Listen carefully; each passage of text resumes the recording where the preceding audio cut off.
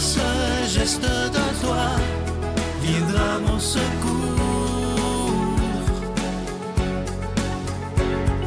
Viens semer dans mon âme le grain de l'amour.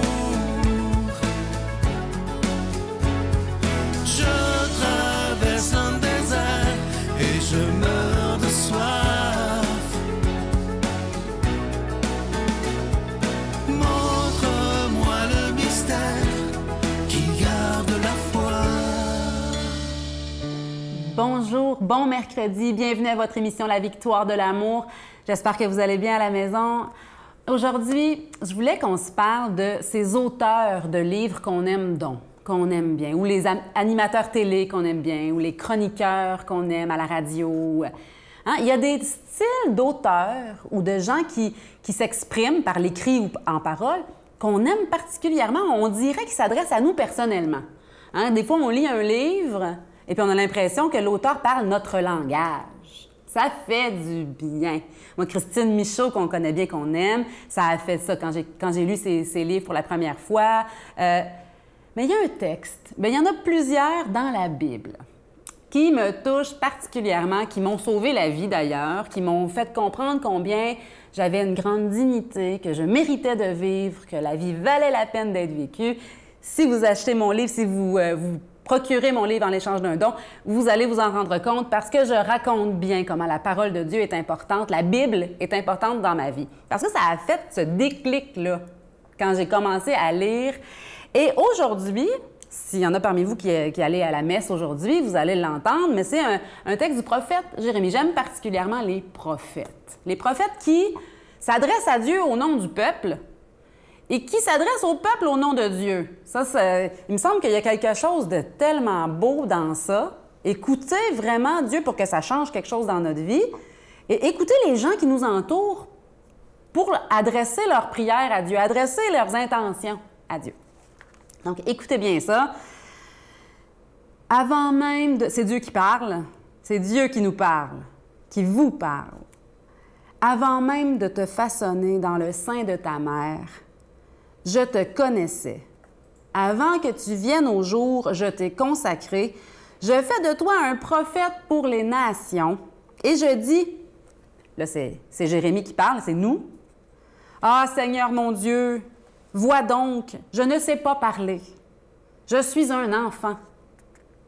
Le Seigneur reprit. Ne dis pas je suis un enfant. Tu iras vers tous ceux à qui je t'enverrai.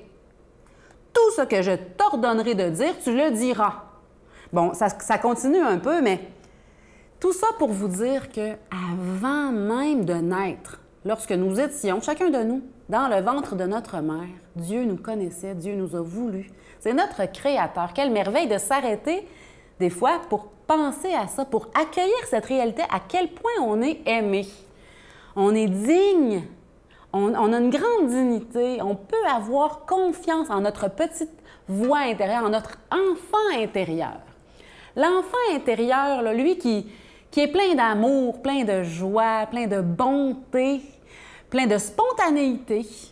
Hein? Avant nos premières blessures, avant d'être écorchés par la vie, quelle est notre couleur, notre identité intérieure? Et c'est normal parfois d'être un peu, d'agir avec nos défauts. D'utiliser nos défauts. C'est normal, on reste tous humains, mais c'est donc bon de temps en temps de retrouver l'enfant intérieur, de vivre sous le regard tendre de Dieu, de vivre dans son amour, de se laisser ensoleiller la vie par le soleil de son amour, de se laisser regarder par la tendresse de Dieu pour que ça change nos vies, qu'on devienne vraiment qui nous sommes, tout simplement mais pleinement. Notre Père qui es aux cieux, que ton nom soit sanctifié, que ton règne vienne, que ta volonté soit faite sur la terre comme au ciel. Donne-nous aujourd'hui notre pain de ce jour. Pardonne-nous nos offenses, comme nous pardonnons aussi à ceux qui nous ont offensés. Et ne nous laisse pas entrer en tentation, mais délivre-nous du mal, car c'est à toi qu'appartiennent le règne, la puissance et la gloire pour les siècles des siècles. Amen. Ce soir, La Victoire de l'amour présente le spectacle du père Michel Marie, accompagné de ses musiciens, Juste un peu d'amour. 2 représentations seulement. Montréal, le dimanche 16 octobre à 14h au Théâtre Maisonneuve de la Place des Arts. Réservation 1-866-842-2112. Et Québec, le dimanche 23 octobre à 14h au Capitole. Réservation 418-694-4444 ou théâtreducapitole.com. Transport en autobus disponible dans plusieurs régions du Québec. Groupe Voyage Québec au 1-866-441-4390. Il n'en faut pas plus pour soulever la vie. Un seul mot d'amour, écrit par amour. Je suis tellement content de vous parler encore une fois depuis quelques semaines de ce magnifique cadeau du mois, une belle lecture estivale. Il s'agit, et ça fait longtemps que vous l'attendez, du tout nouveau livre de notre amie Geneviève Côté qui s'intitule « Libérée de l'enfer ». Et je vous dis depuis quelques semaines, lorsqu'on voit ce magnifique sourire à la télé ou sur son livre, on a l'impression que la vie de Geneviève a été toute facile, toute simple, et c'est pas le cas du tout. Et c'est pour ça que le titre de son livre, qui est son témoignage, s'intitule « Libérée de l'enfer » parce qu'elle a vécu des moments extrêmement difficiles à l'adolescence, au début de l'âge adulte, mais elle s'en est sortie grâce à Dieu et maintenant, elle peut l'annoncer, le proclamer. C'est pour ça que je vous dis depuis des années, 27 ans, il ne faut jamais désespérer de quelqu'un. Il ne faut jamais oser juger quelqu'un. Je vous donne l'adresse en vous rappelant que vous le recevrez avec un don de 25 $ et si vous en voulez 2, avec un don de 40 $. La Victoire de l'amour, case postale 120, succursale Boucherville à Boucherville, le J4B 5E6, je vous la redonne. La Victoire de l'amour, case postale 120, succursale Boucherville à Boucherville, le J4B 5E6. Également par téléphone, par carte de crédit du lundi au jeudi pour la période estivale, de 8h à 17h dans le 514-523-4433, 523-4433 ou sans frais le 1-888-811-9291, 1-888-811-9291 et aussi sur notre site Internet, le www.lavictoiredelamour.org. Alors, je vous rappelle le titre de ce magnifique livre, facile à lire, il est en gros caractères, Libérée de l'enfer avec notre amie Geneviève Côté. Merci de votre générosité.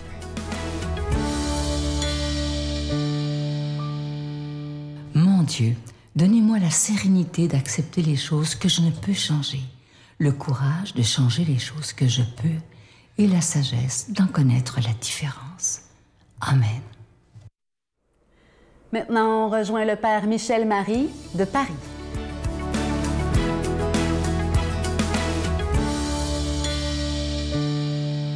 Heureux de vous retrouver, amis que j'aime, en ce beau mercredi de juillet. Évangile de Jésus-Christ selon saint Matthieu. Ce jour-là, Jésus était sorti de la maison, il était assis au bord de la mer. Auprès de lui se rassemblèrent des foules si grandes qu'il monta dans une barque où il s'assit. Toute la foule se tenait sur le rivage. Il leur dit beaucoup de choses en paraboles. Voici que le semeur sortit pour semer. Comme il semait, des grains sont tombés au bord du chemin, et les oiseaux sont venus tout manger. D'autres sont tombés sur le sol pierreux, où il n'avait pas beaucoup de terre.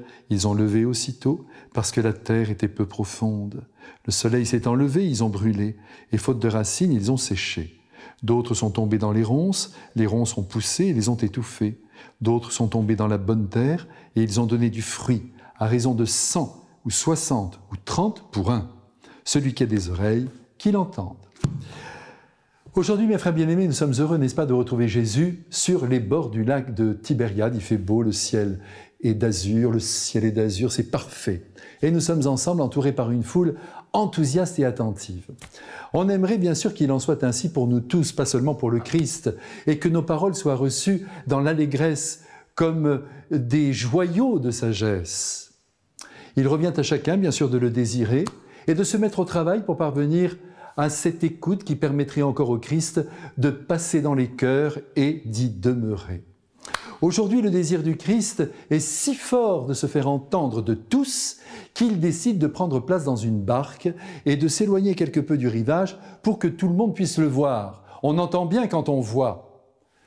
Comme nous le savons, le Christ enseignait son peuple en ayant recours à un genre littéraire particulier, à savoir la parabole, qui est l'anti-cours magistral.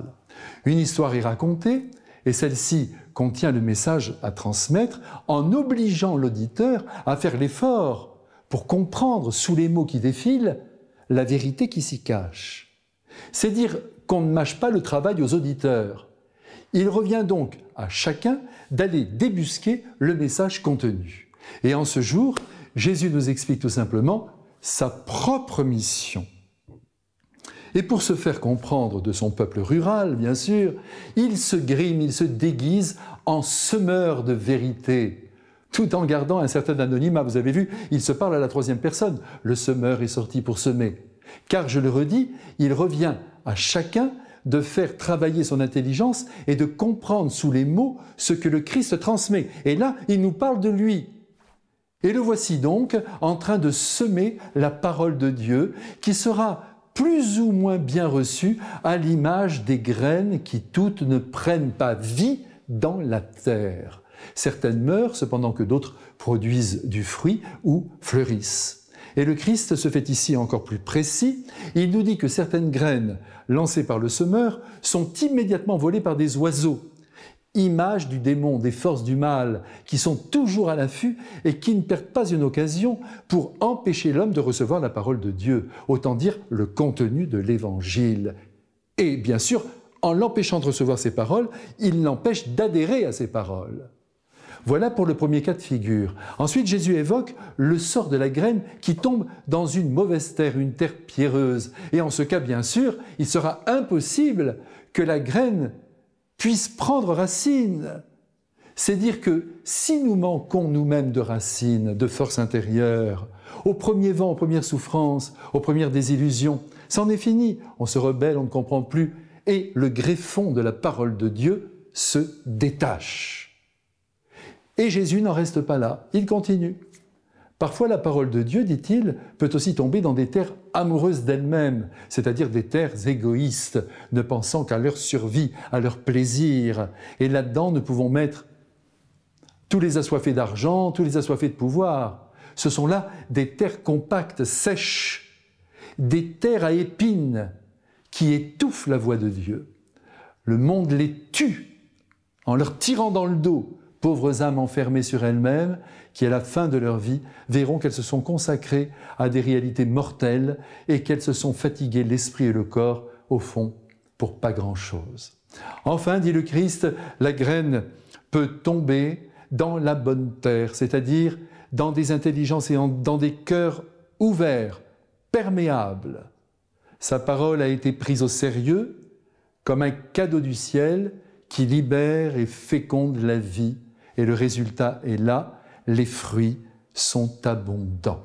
Cette bonne terre, c'est évidemment l'image de Marie, mais aussi de tous les saints, de toutes les saintes de l'univers, parmi lesquels les braves gens, c'est ainsi que je les appelle, qui ont construit leur vie souvent humblement, en l'arrosant jour après jour avec la sagesse christique.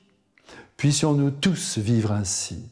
Maintenant que le Dieu semeur nous féconde et qu'il nous bénisse, lui qui est Père, Fils et Saint-Esprit. Amen. Je vous salue Marie, pleine de grâce. Le Seigneur est avec vous. Vous êtes bénie entre toutes les femmes, et Jésus, le fruit de vos entrailles, est béni. Sainte Marie, Mère de Dieu, priez pour nous pécheurs, maintenant et à l'heure de notre mort. Amen.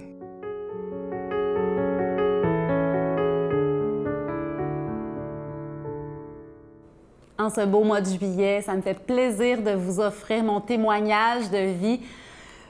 Vous le savez, j'ai une histoire un peu particulière et ça m'a fait plaisir de l'écrire pour vous. Ça redonne espérance, ça redonne confiance. Rien n'est impossible à Dieu. Il m'a libérée de l'enfer. Il peut en faire tout autant pour chacun de vous, chacun de vos proches, vos petits-enfants, vos enfants. Soyez bénis.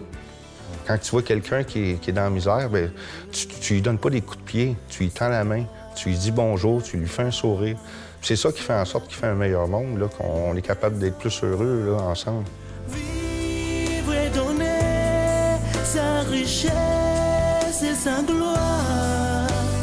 On a gagné quand on donne un espoir. Rien, quelques gestes, un peu